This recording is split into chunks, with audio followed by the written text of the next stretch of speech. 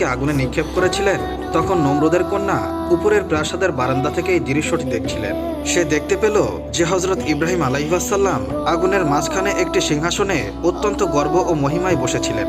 চারপাশে বয়ে চলেছে পানির ঝর্ণাধারা।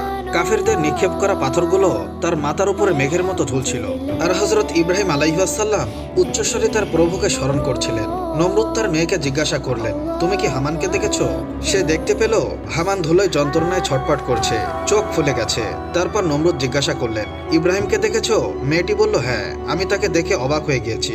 ইব্রাহিম সেই সম্মানে এবং হামান সেই যন্ত্রণায়। তারপর কন্যা হযরত ইব্রাহিম আলাইহিসসালামের কাছে এসে বলল, হে ইব্রাহিম, আমার উপর দয়া করুন, আমি আপনার প্রতিপালকের উপর ঈমান আনতে চাই। হযরত ইব্রাহিম আলাইহিসসালাম তাকে কালিমা পাঠ করালেন এবং সে তৎক্ষণাৎ মুসলমান হয়ে গেলেন এবং বললেন, আমি আমার বাবাকে ওই ঈমানের দাওয়াত দিব।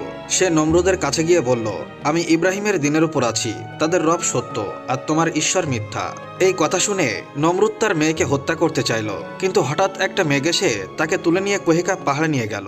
এভাবেই নমরুদের কন্যা চিরকাল আল্লাহর ইবাদতে মগ্ন রইলেন। আর এই ঘটনা দেখে যার নসিবে হেদায়েত ছিল, সে তৎক্ষণাৎ ইব্রাহিম আলাইহিসসালামের প্রতিপালকের প্রতি ঈমান আনেন।